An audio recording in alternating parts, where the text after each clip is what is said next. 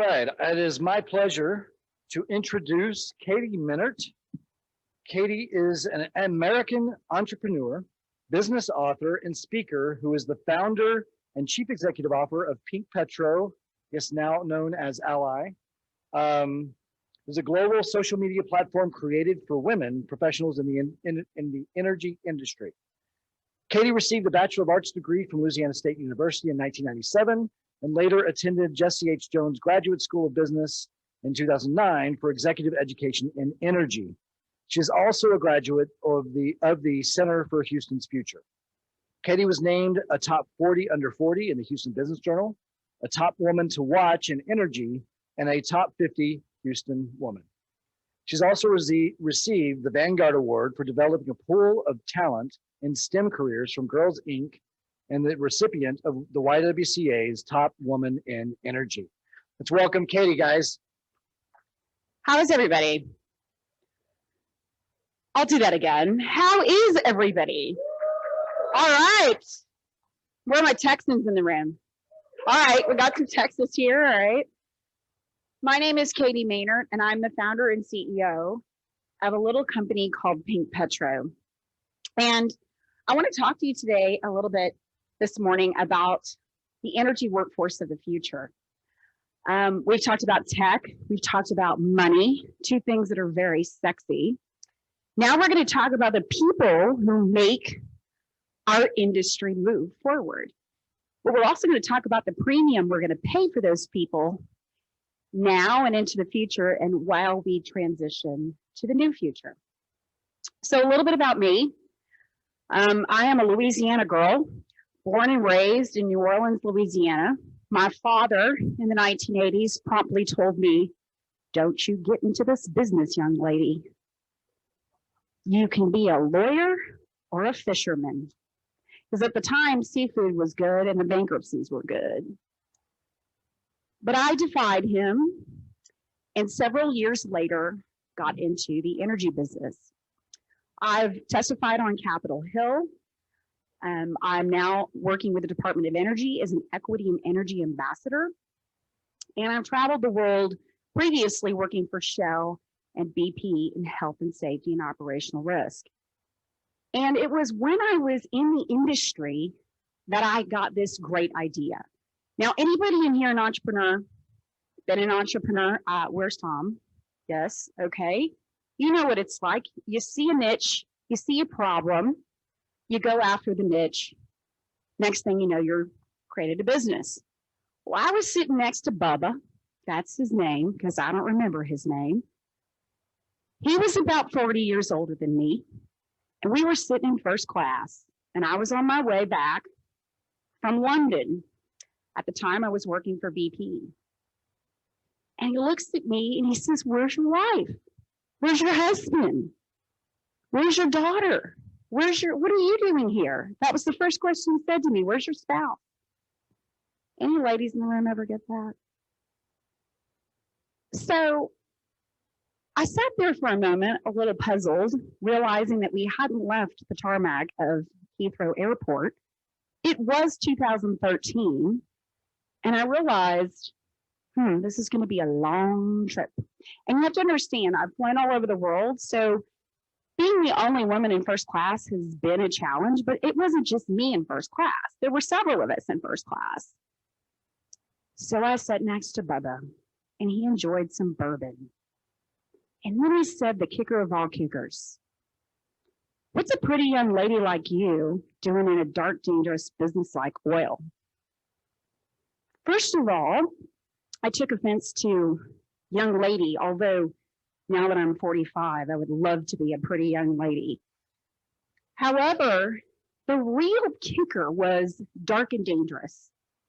How many of you are tired of our industry being vilified? Raise your hand. You're all investors in a company that provides energy to the world.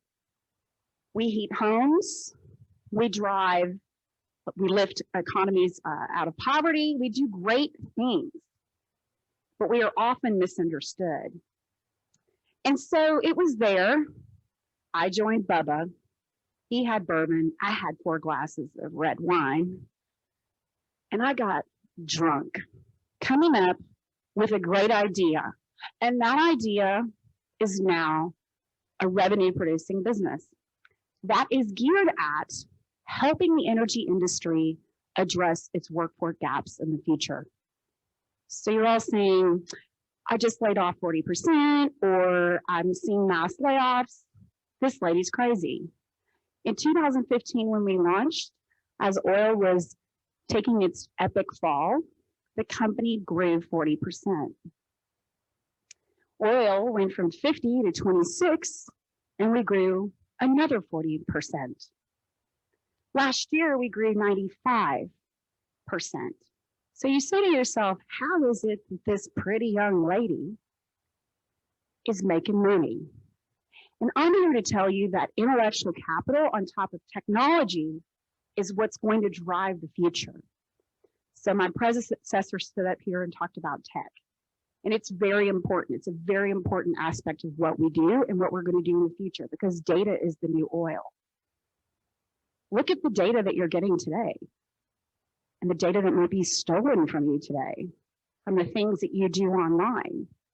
So today I want to talk about that industry workforce of the future. But first I'm going to tell you what got me into this.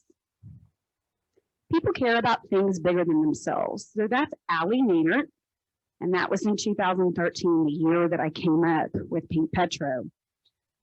She likes to call herself an engineer. So Allie is my motivation, because the future needs to be more diverse. Our future needs to reflect, in our workforce, needs to look more like the communities that we operate in and the society that's demanding social change. So here are the 4 problems we are trying to address. I don't call it the trilemma, I call it the quadlemma. Energy is in a talent and current culture crisis. Despite the lowering demand and COVID and this economic outlook, there are 4 critical issues we're going to be facing, and we are right now. An aging workforce that is leaving, and we have not transitioned those competencies. Gender and ethnic representation lags behind other STEM industries. You may say, why should I care? We'll talk about that in a minute. The energy industry doesn't have a clear and compelling value proposition. Now, y'all are all investors, money makers, lots of value proposition there, but we need the workforce to make it happen. And climate change and sustainability is creating social and financial pressure to drive change. The capital markets are tighter than ever. It's very difficult to get access to capital, and Wall Street is starting to shift. What do we mean by that, though? Anybody use social media in here? Anybody like social media? It's dividing, it's divisive. It's actually, years ago, was pretty productive. It was nice to connect with friends. It was nice to connect with neighbors. And now it is splintering our society. Anybody heard about this movement, the Time's Up movement, the Me Too movement? Another social change that has shifted the way we look at things in the workplace and how people behave in the workplace. And more recently, who's this? Do we know Greta? Greta has a voice. She has a huge voice. And we need to listen to her, because her generation is demanding different things. Her generation is going to be the generation of the future driving energy. And lastly, but not least, the Black Lives Matter movement. So what do I mean by social pressure? Social injustice, social pressure is creating financial pressure. And I'm here to tell you that the talent pipeline, despite the fact that we are losing people in record numbers and our businesses are going down, is going to be bone dry. I work with renewable companies, we work with power companies, and they face the same struggles. And it's something like this. Everybody wants to work for Facebook. Everyone wants to work for Apple. Kids want to work for West Street because they can see money, they can feel money, and they can see and feel tech. Energy is a commodity. It's an experience, and we know that we create great experiences for people, but the public doesn't understand that, and that's really got to change. Anybody read this? A newspaper, not the newspaper, but anybody read newspapers in here every day? All right, we got some newspaper readers. Anybody read magazines? Yeah? What else do you guys read? Where do you get your information? The internet. So when newspapers got full of stuff, magazines were created for special interests.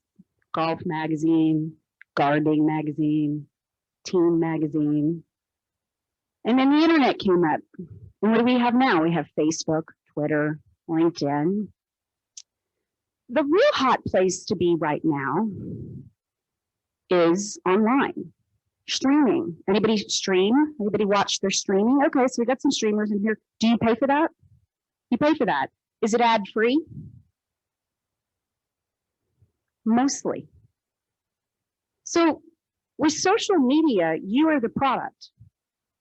When you go to LinkedIn or Twitter or any of these free services, they're taking your information.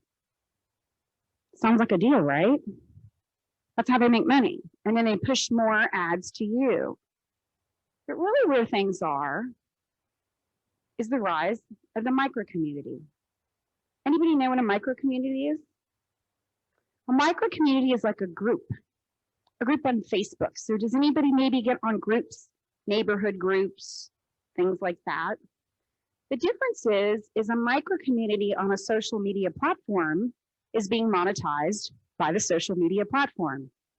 A private micro community is being monetized by the owner of the community. And where there are people, there are markets. And when there is focus, there is no noise. And so several years ago, I got this crazy idea. What if we could take energy, which is not a really easy subject to talk about, and bring the next generation into a platform or a micro community to learn how to talk about our industry in a different way, to share stories, to connect with each other, to connect with companies that might be looking for talent. A micro community is a place to create a space to better organize what we call micro influencers, moments, micro conversations, and micro content. You gather members according to their interests, and then you adapt the level according to the desired confidentiality. And then you dominate a niche. So, like magazines dominated newspapers, micro communities are going to dominate social media. And because of our recent election, and because of the social injustices, and because of the division in our society, we're going to start to see a splintering of micro communities. 6 years ago, we launched Pink Petro as a micro community. You're probably thinking, Pink Petro. By the way, I absolutely hate pink. I finally come public and told the world that. I wear it, I get gifts. It was not my first choice, but we have to live our brand. That's important. And in energy, we need to build a brand so that we can attract the next generation. So we started with Pink Petro. And then we learned very quickly that the companies we worked with wanted us to create a job site. So we created Experience Energy. Sounds very different, right? The idea is that the energy industry creates experiences. So we tested this with millennials and they loved it. And then everyone said, but you're not including the men. Pink doesn't include blue. And then somebody went out and actually took out Blue Petro as a parody. You're laughing. I made Bloomberg for that. That's pretty cool, actually, that moment. Blue Petro. The point being that Consumers are shifting, markets are shifting at a great pace. And technology is at the heart of it, but really at the core are people. Where there are markets, there are people. Consumers drive the market. Policy influences the market, but politicians do not move markets. The markets move because of the consumers. So we had to fix ourselves too. We said to ourselves, okay, now I went and I testified before Congress and I listened to everyone. And by the way, I will never forget, I showed up at the House of Representatives just as it had flipped at the beginning of 2019. And I was the fossil fuel girl, you know, going in to talk about oil and gas with my daughter. Everybody else was there to represent different interests in energy. And I thought, wow, this is going to be tough.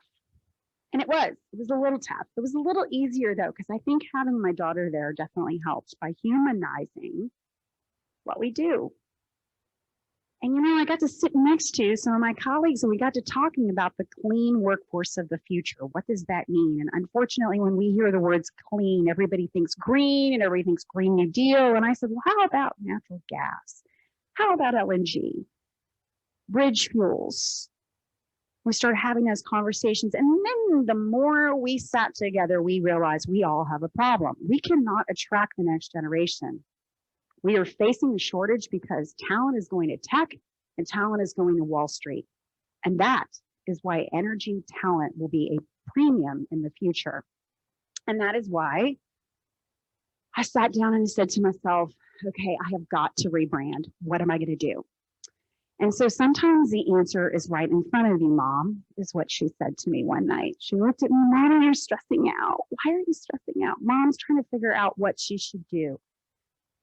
We have to reach out and touch and make everyone feel important, all forms of energy and all people, because that's what it's going to take to bridge into the new future. That's what it's going to take the next 5, 10, 20, 30, 40, 50 plus years. We know the oil and gas isn't going to go away overnight, but it is changing. And we've got to start moving with that change and owning a better story. So Ally was born and named after Allie. And what is Ally? Ally is connections, content, careers, coaching, and courses. Think of us as the LinkedIn for energy. Without the spam, without the division, without the hate. And here's the best part. It ain't free. You guys like that, right? Investors like that.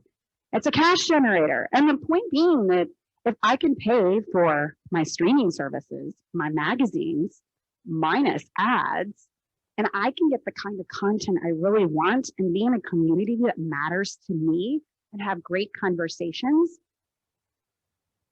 I don't have to go anywhere else. And my focus and my effort and my time gets dedicated to what's most important to me.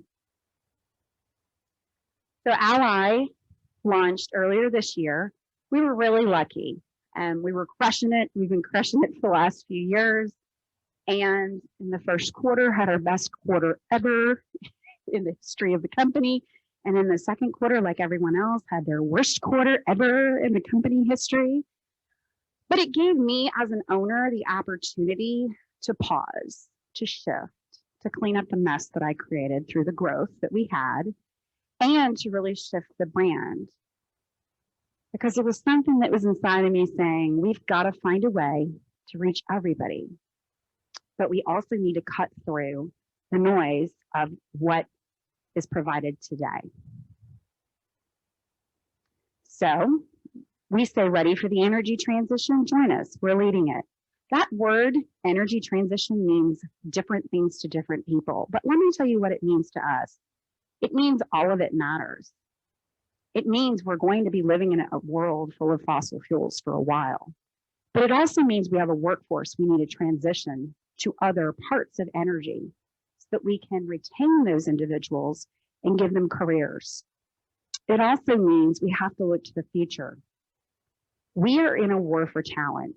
Despite what you see, COVID-19, despite what we see in the financial markets, we are in a war for talent. We have to be able to attract the very best and brightest people.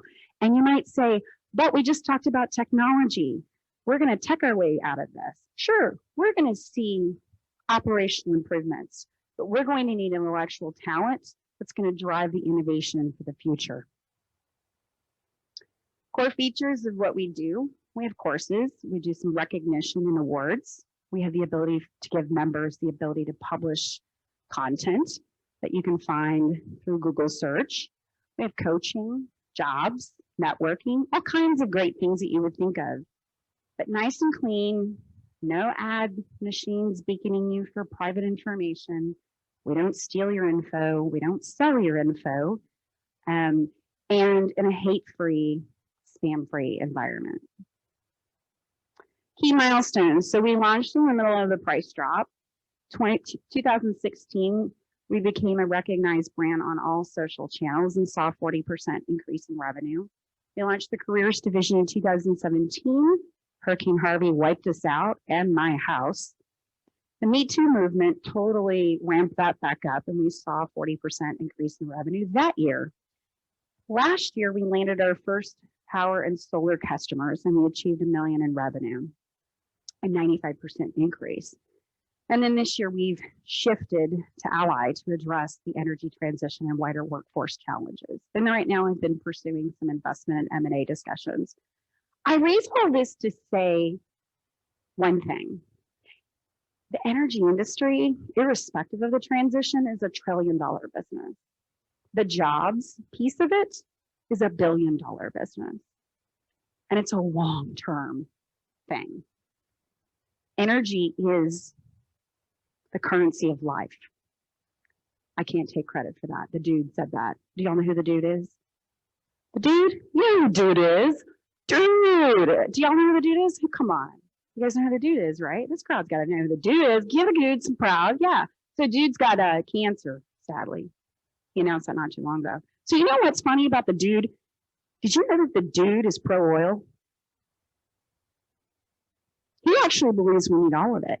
He did a documentary called Living in the Future's Past. And it's a documentary about climate and energy. And he got people from both sides of the aisle, people from the industry, people from agriculture, and he helped to educate people on why we are where we are right now when it comes to energy. So I recommend if you want to binge watch, it's about 90 minutes and it's called Living in the Future's Past. It's a great flick, and he and I have done some work together. But Mr. Bridges said, energy is the currency of life, energy in, energy out. And that's important because energy runs our economy, but it needs to be different when it comes to people. Thank you. Guys, have any questions? Your mobile app, I was trying to find it, but it's like tons of people with that same name. Can you bring that back up again, or just tell me, or maybe show me at the table? Yeah, so we have a new mobile app that'll get launched in Q1. Okay. We decided to hold off this year to do anything. When I started the company, we actually did all digital events. So when COVID happened, it was kind of nice. I got to say, welcome to the party, everybody. We've been testing and, playing with technology for 5 or 6 years now. So now that we're kind of in our stride, we've decided to relaunch the mobile app in the first quarter of next year. Now that we've got the new site up. But thank you for the question. Anybody else? So I have a question. So I spent about 10 years doing recruiting, mainly headhunting for high-level engineering positions, the real high-end STEM jobs. And I noticed this problem of energy, especially oil and gas, not branding themselves, not looking to attract the young STEM talent from schools in the nation. And I had this idea of going and literally just do a road show to all the high schools around the junior year and just do this awesome show, show them the robotics, show them the 4D technology for geophysics, do all the really cool, amazing technology that this industry has to offer to get people interested in these, going into engineering, going into geophysics, et cetera. So my question to you is, how are you trying to reach the younger folks? Because one of the big problems is you don't have a whole lot of people from the younger generations even looking to STEM careers. So is that something that you guys are focusing on? Absolutely. It's called we're reaching them here because this is where they go. And so one of the things we're doing is, when we first launched, I got a little bit of criticism because the industry was like, why aren't you doing more inside the industry to educate us about what you're doing? I'm like, because I don't need to convince you. Do I need to convince you that this is a great place to work? Do I need to convince you that it's a great place to invest? Right now, you might be saying, well, it's not really good. But the point being is, it's like this. We have to get outside of our skin. So I do a lot of external speaking. I do a lot of op-eds. I wrote an op-ed, for instance, in Newsweek called Why Big Oil Should Embrace Greta Thunberg. Would you read that? You might not, but you would read it. When you read it, it advocates that big oil, that oil and gas ought to be excited about this energy that we have in young people and get them to come work for us and learn what the problems are. Come help us, can be a part of the solution. Let's get off the streets and stop marching, and let's take that human energy and turn it into something positive, right? Because let's face it, we pollute. We emit CO2. We as an industry are finally able to talk about climate change openly. Society is pushing this hard. But kids, they're learning about CO2. They're not learning about, I can go fix that problem. I can go help make that a more efficient process. So it's all in the stories that we tell them, and it's all in the engagement. And so we're working on it. We're working on it, but we are definitely trying to reach them here. Any other questions? Okay, thank you.